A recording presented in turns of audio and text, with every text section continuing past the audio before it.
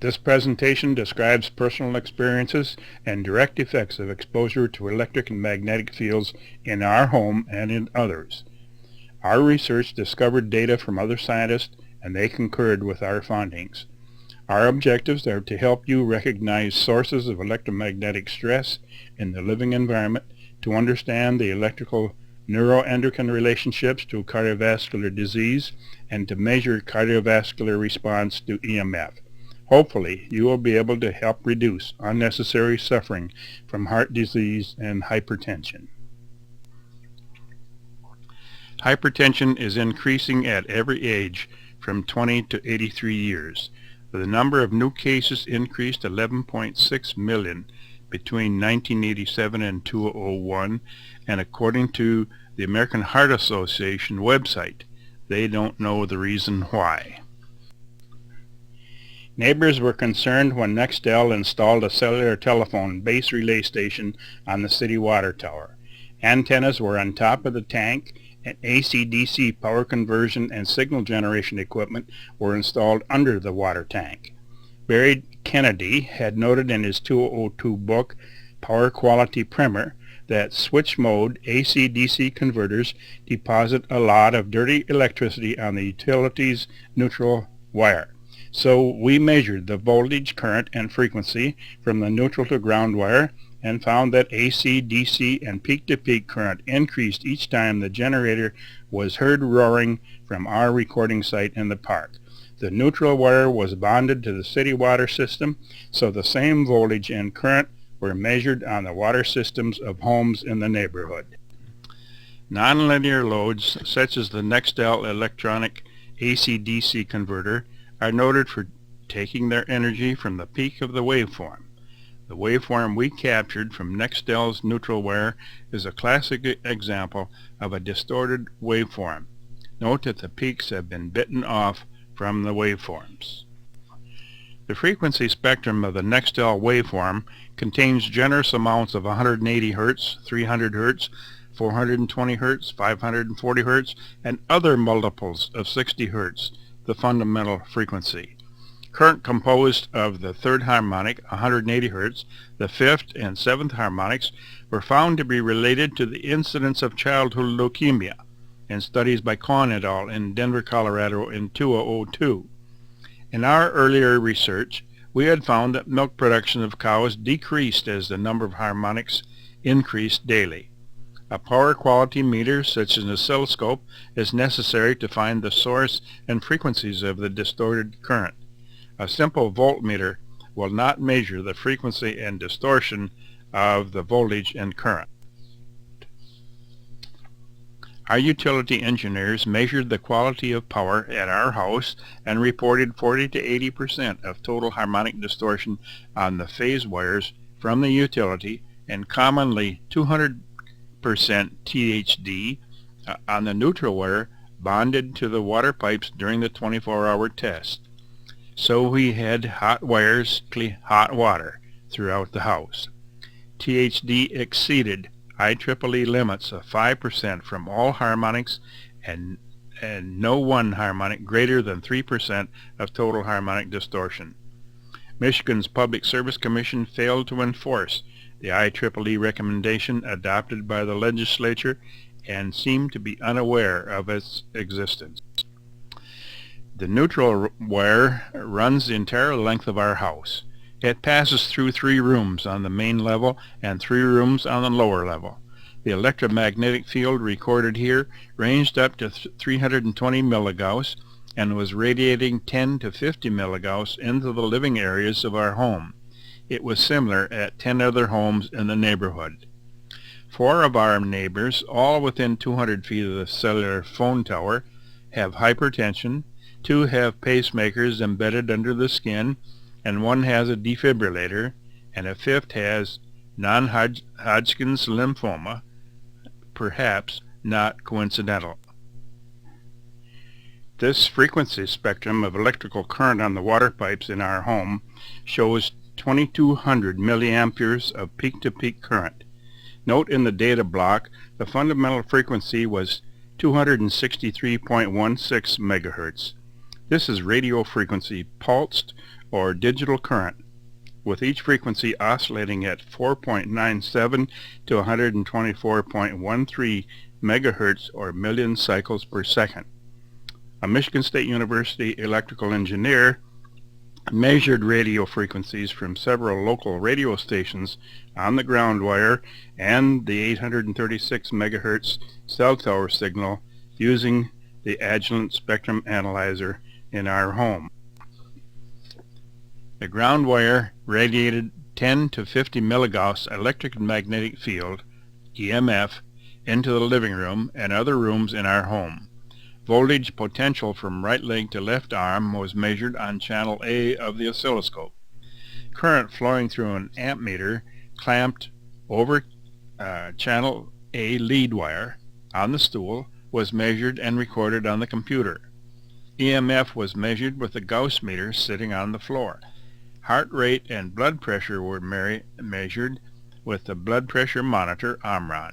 The experiment was repeated 5 times. Current exposure ranged from about 0.5 to 2.4 amperes and is displayed on the upper scale in red, and the average current is displayed and the cursor value at the right in the data box. Induced voltage measured from the right leg to left arm ranged from 118 to 288 millivolts in the lower scale, in blue. The body served as antenna, collecting energy from the electromagnetic field radiating from the ground wire attached to a copper water pipe below the floor. During 35-minute exposure test, heart rate increased from 22 beats per minute, or 36%. Systolic blood pressure increased from 127 to 140, or 10%, and diastolic blood pressure increased from 70 to 140 millimeters mercury, or 48%. These were typical sympathetic neuroendocrine responses to stimulation. No electric shock was perceptible. Diastolic and systolic blood pressure increased and heart rate increased as amperes of induced current radiated from the ground wires below the living room floor increased. The linear relationship was positive for amps, volts, and milligauss EMF in 5 experimental trials. Sympathetic nerve stimulation causes positive response. Parasympathetic nerve stimulation and adrenal fatigue cause negative response or low blood pressure and slow heart rate, as in Addison's disease. Thus, autonomic nervous system ANS responses such as iris quarter may be useful diagnostic tools for electropathic stress. The 46 kilovolt transmission lines radiated 63 to 107 volts on the wire fence below the lines on the utility easement 13 feet from the grain storage and workshop building. OSHA in the U.S. Department of Labor's shocking poster warns, working near overhead power lines can be electrifying. Stay away, stay alive, guard your live parts. However, the utility ignored the danger warnings and built the lines too close to Mr. Chick's buildings and workspace, thus breaching an earlier agreement that all construction and emission standards would comply with IEEE standards adopted by the Michigan Public Service Commission as state law. Appeals to MPSC to investigate the location of wires and enforce the laws were ignored. The voltmeter shows 68 to 107 volts on the wire fence antenna. The voltage from the human body grounded to earth was 0.08 volts or 80 millivolts. Current flowing through the ammeter clamped over the input lead was 8 amperes. This is considered current exposure flowing over the surface of the body. EMF, or the magnetic field, was 4.65 to 4.87 milligauss, 28 inches above the earth, as calculated from average peak current flowing through the lines by Consumers Energy Company's engineers. EMF ranged from 2 to 6.5 milligauss, measured with a tri-field Gauss meter at head height on numerous occasions. Current induced from the overhead 46 kV transmission lines exposed Mr. Chick to 1.6 amperes current flowing through the ammeter clamped over his thumb when he touched the metal door of the grain storage building. Voltage was commonly 5 to 10 volts on the metal building. Electrical engineer William English measured the current flowing through the metal door through Mr. Chick's body from right hand to left hand. The scope meter recorded 1.45 volts RMS in the meter mode. Magnetic field was 4.2 milligauss under the line. Mr. Chick was sensitive to the electric shocks to his hands. Current flowing through the lines 11.9 meters above the earth was 24.3 amperes at the time. Maximum current had been 290 amperes according to company records. The standalone electric field was 235 volts per meter, and the magnetic field B was 5.5 milligauss under the 46 kV lines when rechecked a week later.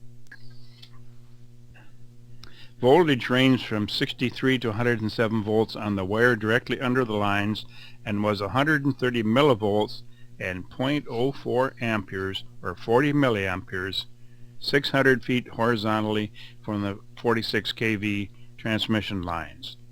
Current exceeded OSHA's designation of 1 milliampere as hazardous current on at least 72 acres of land 1/2 mile across the Chick farm.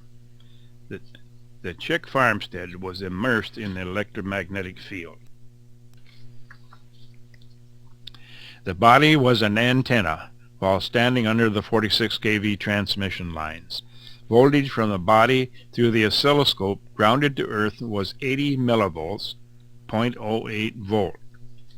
Current passing through the ammeter clamped over input A lead was 8 amperes. This is considered body surface exposure since we do not know how much current passed through the body. The body's permeability to magnetic fields is essentially the same as air, according to electropathologist J. Patrick Riley and electrical engineer Clayton R. Paul, Doctor of Electrical Engineering. Paul received IEEE's highest award as author of the textbook Electromagnetic Compatibility in 2006. Mr. Chick wanted to know if electrical exposure to the 46 kV lines could affect his heart rate and hypertension, but local doctors said they knew nothing about the possible relationship. Mr. Chick found an environmental health toxicology center that would test his response to a magnetic field. He engaged Dr. William Ray, MD, to administer an EMF challenge test. Mr. Chick's heart rate variability was normal when tested before the EMF challenge in the Environmental Health Center in Dallas, Texas. Mr. Chick's heart rate variability became arrhythmic during the EMF challenge while exposed to 2 to 4 milligauss EMF.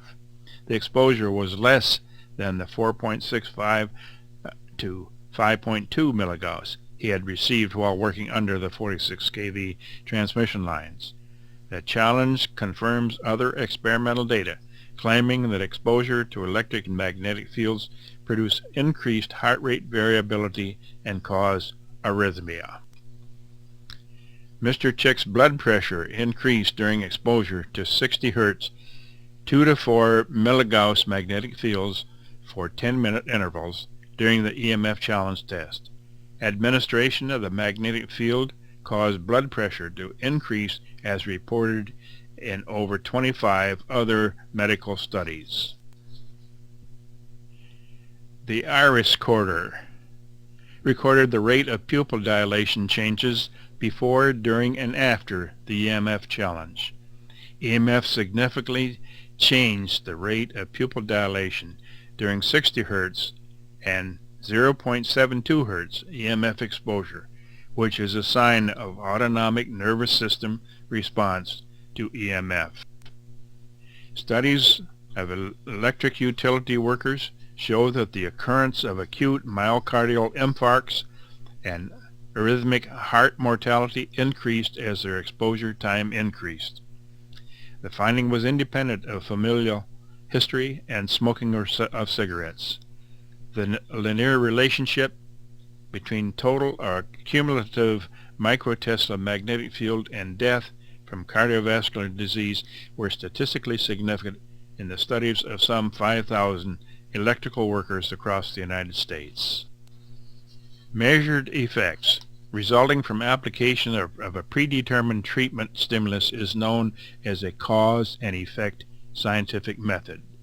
Cause and effect experiments are considered the most desirable since they show direct effects of the independent variable. Heart rate variability, and blood pressure changed when the test subjects were submitted to electric and magnetic fields in the home under the 46 kV lines and during the challenge test at the Environmental Health Center under the supervision of competent medical doctors. These results confirm similar findings from 24 properly conducted epidemiological studies as found in the scientific references listed below. I am grateful to my colleagues for assisting in these investigations. They are highly qualified in their particular areas of expertise because they have hands-on experience in measurement of human and animal responses to uncontrolled electric and magnetic fields.